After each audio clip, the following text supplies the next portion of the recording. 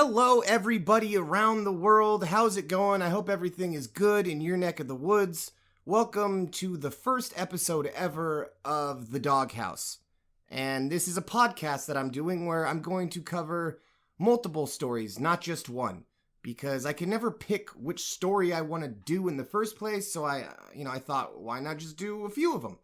So that's what we're going to be doing today. We're going to be looking at Twitter, mainly Twitter, and stuff I found on Twitter today. And if you like this format, let me know in the comments. Sorry I haven't been making videos in a while. I just haven't known what to make videos about, given the COVID stuff.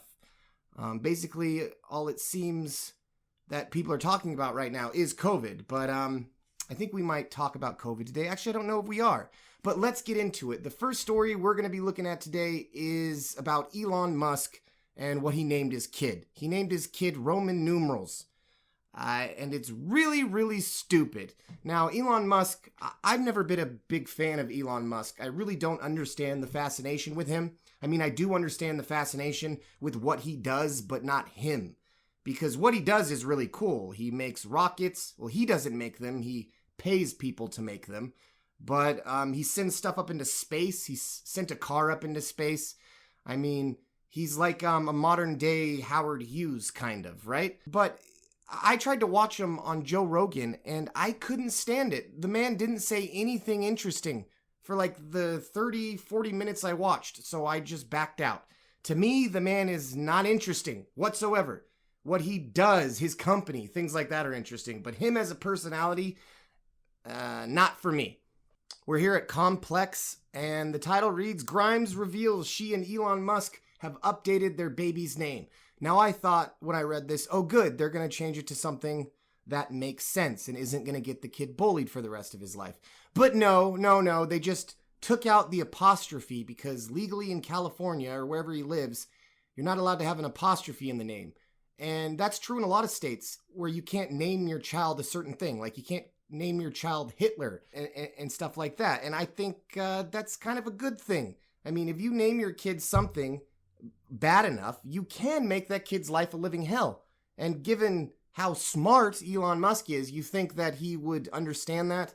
If you don't know what his name is, let's try to find it here. I always get ahead of myself and I'm talking like everyone knows what I'm talking about, but maybe you guys don't even know what the name is. Here, this is what the name is. It's XAEA 12. I mean, I have no idea. Apparently, those are Roman numerals, she said, of the slight update. Looking better, to be honest. Yeah, definitely looking better.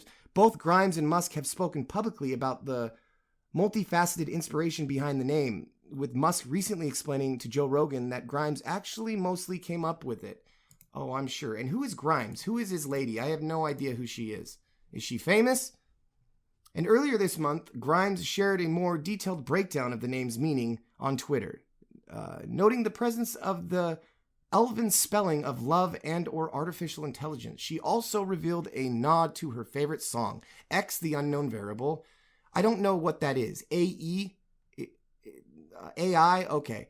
My elven spelling of AI, love and or artificial intelligence. Okay, so that means artificial intelligence in Elven.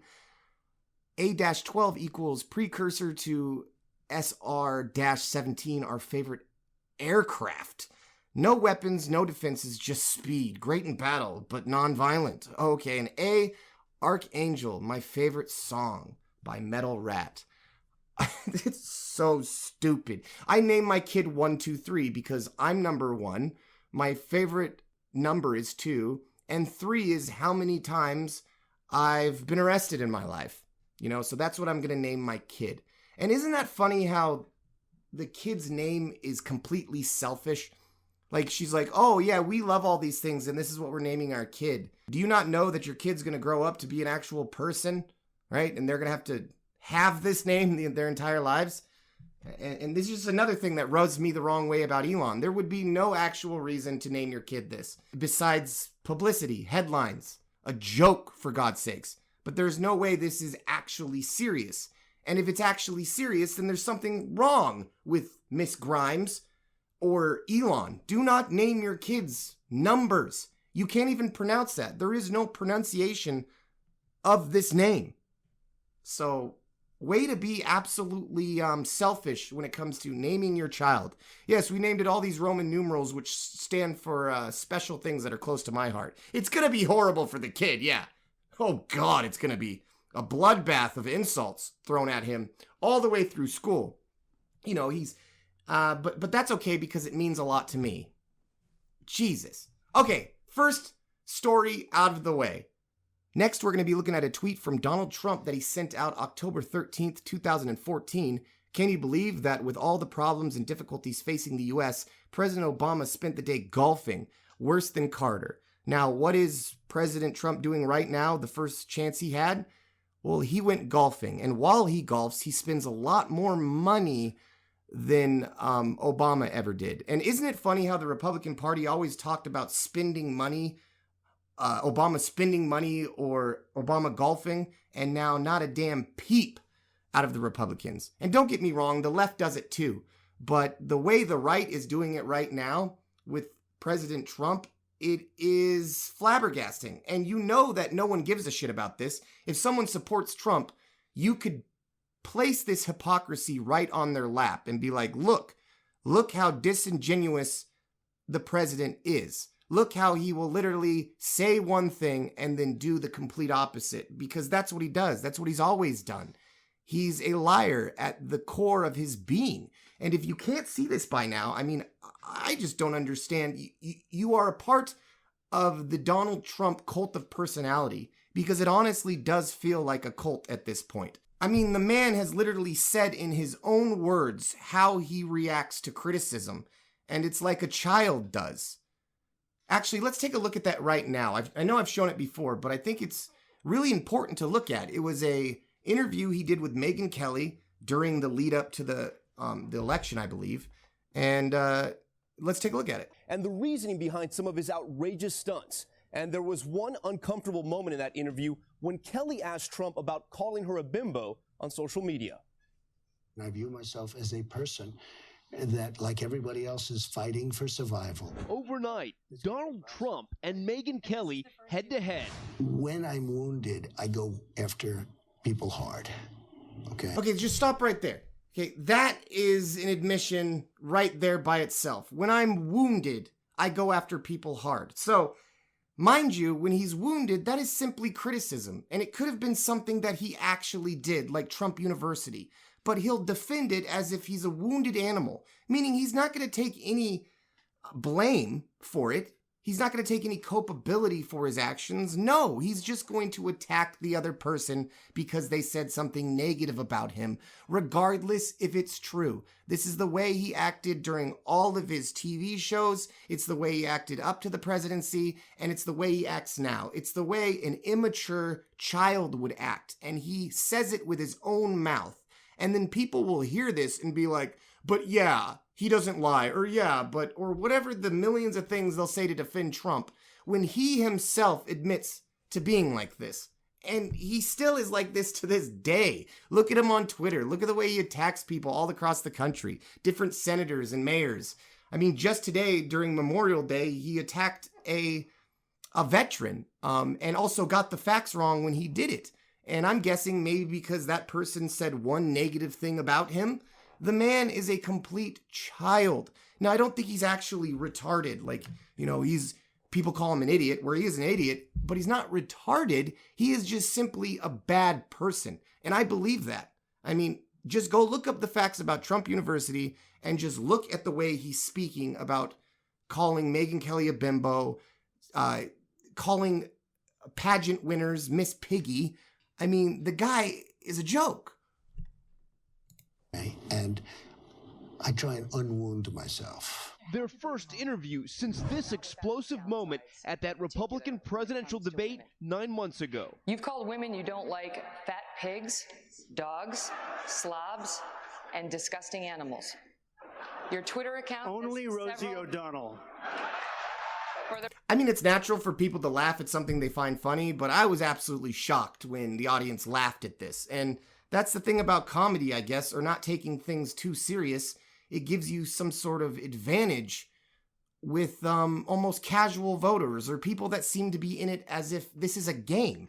And people truly are playing this like it's a game on social media. Like when Trump does something, they just enjoy seeing liberal tears, or they enjoy the nation being put into a state of confusion and shock and disarray because they like watching things burn, as long as the fire doesn't touch their own house. But as soon as it does, oh shit, this is serious.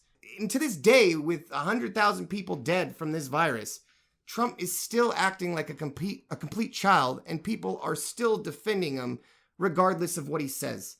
And Trump acted like this virus wasn't a big deal at all. I mean, because he wanted to save his economy, right? And that's why he didn't speak about it as if it was a serious issue until he was forced to. And people go, what, do you want to have him put the nation in a panic? No, but I would like it if he at least took credible threats serious. And he doesn't seem to if it's going to damage his image. He was only forced to. The record, it was well beyond Rosie O'Donnell. Yes, I'm sure it was. Your Twitter. Yes, I'm sure it was. It was. Telling Kelly he thought it was an unfair opening question and retaliated, including with name-calling retweets. Bimbo? Well, there was a retweet. Yeah, did I say that? Many times. Ooh, okay. Excuse me. It's not funny. God, the guy is like, it's people who get it or people who don't get it at this point. If you understand, and I'm not talking people who just hate Donald Trump and think he's Hitler and think he's the most racist person in the world. My conception of Trump is not this evil racist. It is an asshole, someone who only cares about himself, a complete narcissist. And this shows it. That smile, that greasy smile, that fat cat persona, he is the embodiment of what a tool is, a complete joke. And yes, my TDS is intensifying as I watch this because he's literally explaining right now how he acts every day on Twitter. And even though I could show this to someone and say, look, he says it himself, they would still come up with some reasons as to why I'm overreacting or have TDS. I would just like it if the president acted somewhat presidential. And I'm not even asking for a lot here. I would just like it if he didn't act totally like this. Maybe tried to take it back a little bit, but he doesn't. He doesn't. What do you think with, I mean... Not the most horrible thing, again, politically, not the most... Over your life, Megan, you've been called a lot worse. Is that right? Wouldn't... Look, you've been called a lot worse, bimbo, so don't get your panties in a bunch, bimbo. You say, you've had a life that's not been that easy, and... It's not about me. It's not about me. It's about the messaging to young girls and to but again, other women. It's a certain amount of fighting back. It's a modern day form of fighting back. I mean, it really is. Oh, yes, it's a modern day form of fighting back. Tossing insults over the internet. Well, you're not 13, Trump. You're the president of the United States. All right? So maybe you should have a little class and be able to take a little criticism, eh? Even though he's the presumptive Republican nominee, Trump telling Kelly this. If I don't go all the way and if I don't win, I will consider it to be a total and complete waste of time, energy, and money. To get there, Trump will have to get past the Democrats. A super PAC supporting Hillary Clinton now releasing this ad using Trump's own words on women. I view a person who's flat-chested is very hard to be attacked. Trump. What's crazy to me is that none of it worked. I still don't believe that. I still can't believe that all that he said, none of it worked in not getting him elected when they brought it up. I mean, the grabbing women by the pussies thing was mid-election, and it had absolutely zero effect. Now, imagine anybody else. I like this thing that Sam Harris says. He said, if Trump were to say half of the stupid and crazy things he does, he would seem more stupid and crazy. The fact is, we are inundated with so much bizarre shit from Donald Trump that we become numb to it. We literally just learn to live with it. So if he says something that's outrageous, sure, it's an outrageous all the way up to a 10 if Hillary or Obama would have said it. But if Trump says something that's a 10 for them, well, then it's a 3 for him because he has 1,000 other things that he said that are more outrageous. So it seems the more outrageous things you say in volume, we become numb to the fact that it's outrageous to begin with, and he can continue that streak of even saying more and more and more ridiculous things. And we'll just be like, well, that wasn't as bad as what he said over here. And that literally becomes a defense for Trump. Well, I mean, that's not the worst thing he's ever said. If that's your defense of someone, that's not a good defense. It's still crazy to me. We live in a world where he just gets to act any way he wants. And if Trump acted this way in any other job that wasn't the president of the United States, he'd be fired, right? But because the protection the president has, he can just be a total asshole to everybody as the president. And we just got to put up with it. I mean, it's crazy. Responding on Twitter, posting, "Amazing that crooked Hillary can do a hit ad on me concerning women when her husband was the worst abuser of women in U.S. political history." And there you go. That's a lot of reason why Trump was elected, is because people sincerely hated Hillary, and we had experience of her in the White House and not liking her back then. So I feel like any other candidate would have won. Seriously, like any other candidate. But I guess that's the way the cookie crumbles. I just don't want another 4 years, you know? 4 years of Trump, okay. 8 years? No thank you. Sorry, that rant about Trump went on a little longer than I expected to, but, I just can't help myself. I'm still in shock, honestly, that he's our president. And for the people out there who will claim I have TDS, I know you do not understand why I would be in shock. But you really, really should. Just look at the way you criticize someone else who isn't Donald Trump. How if a person on the left who's a politician says something, how you go about criticizing every single little word they said. Now look at how you defend Donald Trump and the way he acts, and see if those two things match, and if you're being consistent in your criticism towards politicians. Because if you were honest with yourself, I think you would see that you defend Trump for things you would attack other people for. And speaking of Joe Biden made his first public appearance today at a funeral, and guess what? He wore a mask, setting a good example for the rest of the country. Now look, I'm not saying you have to wear a mask, okay? I'm not going to call you a horrible human being if you don't wear a mask. A lot of the times if I'm leaving the house, I won't. But I think as president of the United States, you really should set a better example. And I really don't think people understand what we mean when we talk about the president. Because when people go about defending the president, they talk about him like he's just a random person on the internet. Like, well, people should be able to say these things. Maybe people, but not the president. The president is separated from the public in a way that he should be held up as an example. And he should do the right things, right? I mean, not all Americans have to wear a face mask, but it would probably be a good idea if you did. And to set a good example, the president should definitely be wearing one when he goes out into public. But of course, Trump doesn't wear one because of his followers. And if he were to wear one, they would see that as some type of transgression, as in he's kowtowing to the liberal elites or the status quo. It is absolutely insane that in the midst of this crisis with people dying, they're more conspiratorial than ever. And it doesn't give me a lot of hope for Americans. I mean, I get on Twitter every single day and I can clearly see that people, they don't do any research, like zero, none. And that seems to be very, very much true when you're talking about Trump's base. I don't think they're the smartest people in the world. I truly don't. So good on Joe Biden for setting a good example. I think we need more of that. A little tiny bit of class. Now, I'm not saying that Joe Biden has a bunch of it.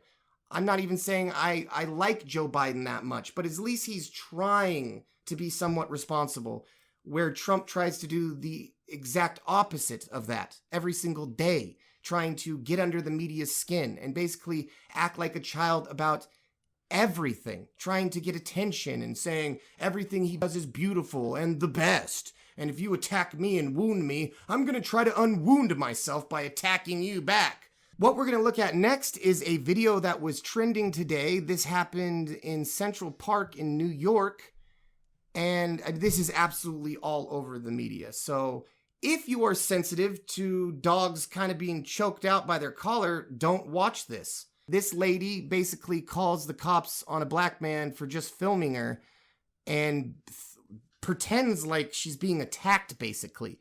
So first we're going to talk about how much of a bitch this lady is, and then we're going to talk about the Twitter fallout and how people try to take the law or, punishing people into their own hands. So let's take a look at the video first, because I do believe this lady, something's wrong with her. She's an asshole, for sure. Please don't come close to me.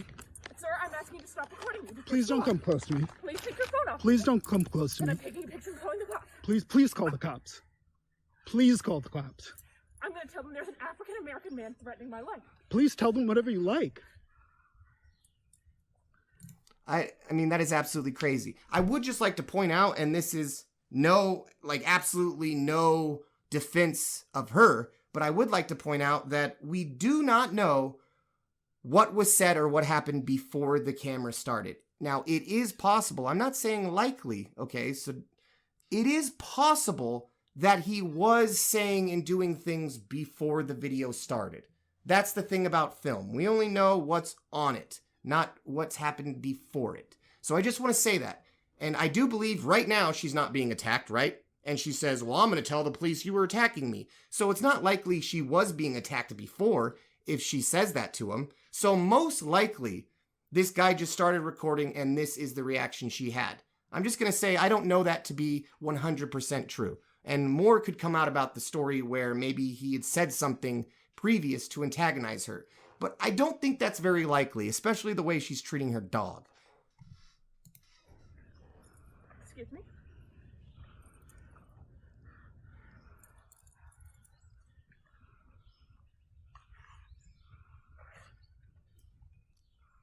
I'm sorry, I'm in a ramble. Like, lady, you're seriously holding your dog up by the collar and it can't breathe. Like, that's why it's freaking out like that. You have to lower your arm so the dog can breathe, you idiot. Look at it, it's panicking. Finally, the dog, panics, and then she stops choking it. And there is a man, African-American, who has a bicycle helmet. He is recording me and threatening me and my dog. Yeah, did you guys hear a single threat?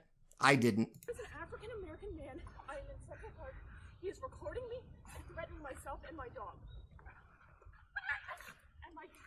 Yeah. He's threatening my dog as literally the dog has a panic attack because it's getting choked out. Lovely, lady. And also there was people going off today about how, oh, if you paid attention to the dog and not the fact that she was reporting a black person, then you're racist.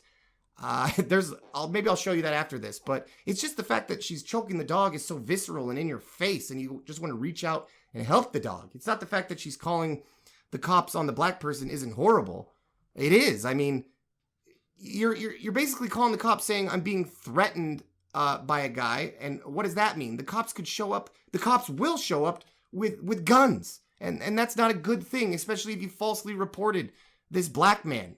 It's not going to look good for him when they show up, and who knows what could happen to him when the cops show up. So, absolutely irresponsible on so many damn levels.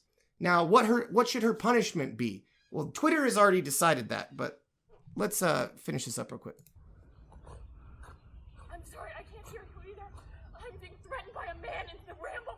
Please send the cops immediately. I'm in Central Park in the ramble.